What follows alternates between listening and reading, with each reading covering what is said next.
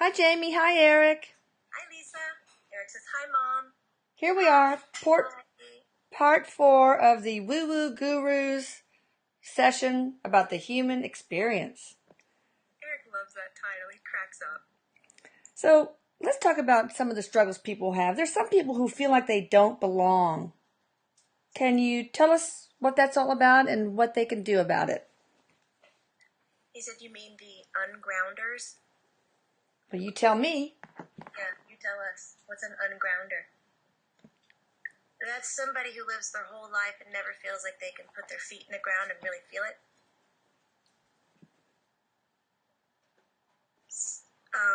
So I should have asked my question out loud right there. You can always tell if I'm quiet, I'm doing something in my head. So I asked him, I said, are those the people who really feel like they can't have a human experience? And he's saying, yeah, they're the ones who are coming in from other life sources. He goes, like, listen to me. We're just going to be real clear. Human beings, which he's saying again, I like to refer to as emotional beings, are not the only beings in existence. He raises his hand, he goes, period. That was really sassy of him. He's sassy today. So he says, these people who come in from other life sources sometimes have a hard time being human. They have a hard time moving in the human body and having the human experience. You know, making a home, going to work, creating family, having emotional connections to somebody else.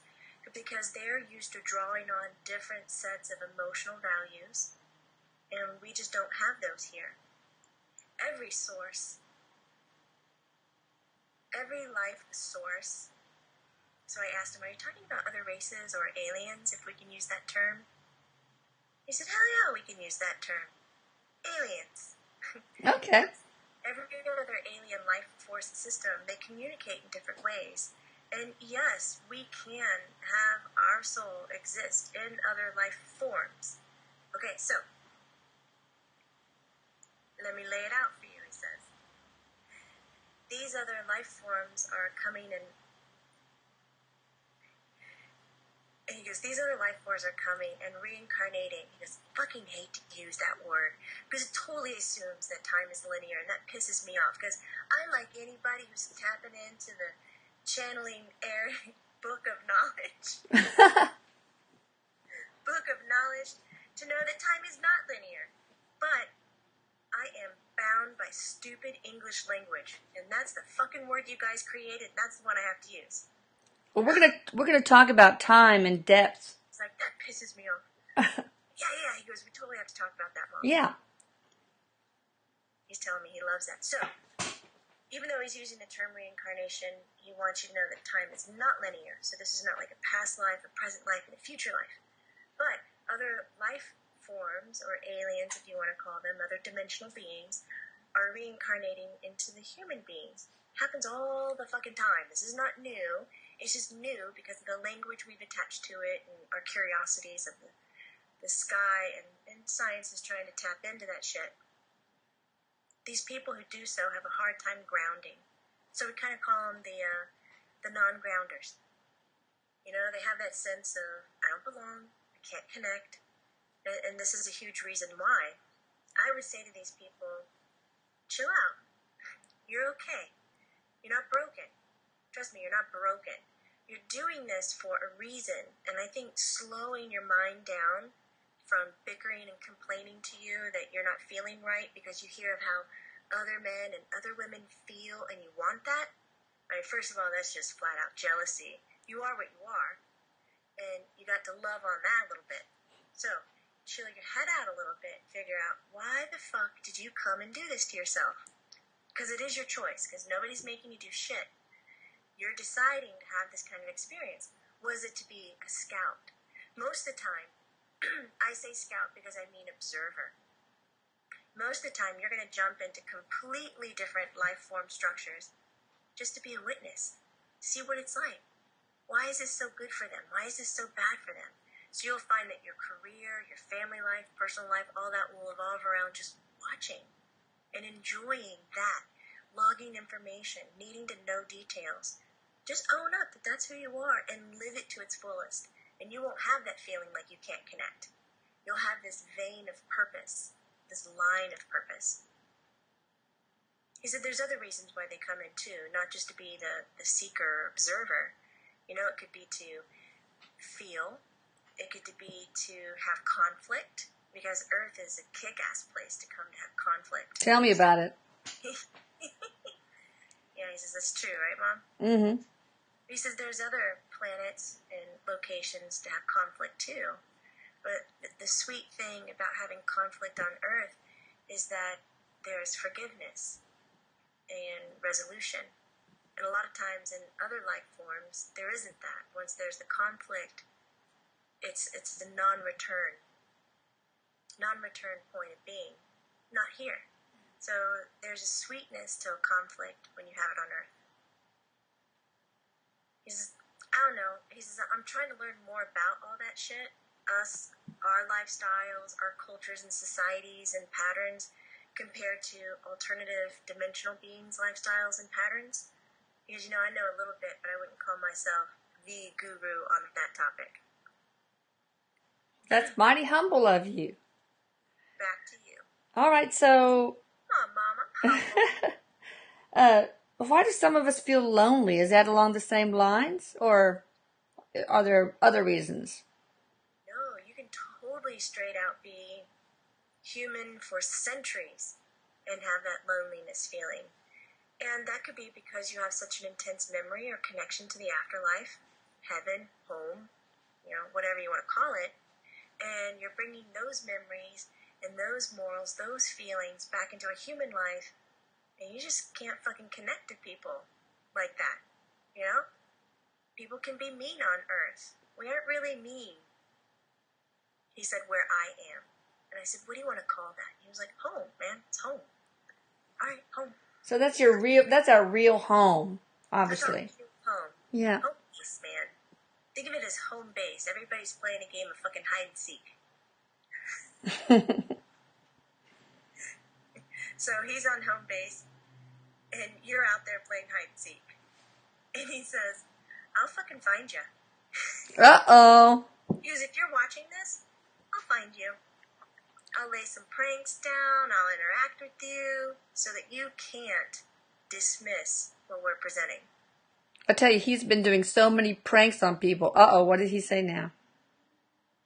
No, I just told him, I was like, Eric, some people don't want that kind of experience, so you really need to, be kind, be good, let people evolve the way they want. And he goes, yeah, I'm a little fucking tired of that. I was like, oh, okay. Uh-oh. He has been pulling pranks, hasn't he? Oh, well, what do you mean by that you're tired of it? He says, sometimes you gotta push just a little. Ah. I'm not gonna hurt anybody. I'm not gonna take them out of their skin or anything. I'm just gonna push them just a little bit, challenge their mind. Well, are some people lonely because, from what I've heard, that they've come here to be teachers and that students just come and pass through their lives, kind of like the pets we've had in my house that go into the front door and right out to the pet cemetery in the backyard. Is it kind of like that? I said, yeah, you can describe it like that. Again, he's like, it's hard to talk in general about it because there's so many reasons why. Life, a human life, is so individual that it's difficult to talk in terms of being in general. He's like, I'm always going to do my best, but yeah, it's like that. So, how can you not feel lonely? Is it just knowing the reasons that would help? Or is there anything they can do? So sometimes it could be a chemical thing, right? And they need, their hormones balanced, or the chemicals that are being released in their brain, they need help with that.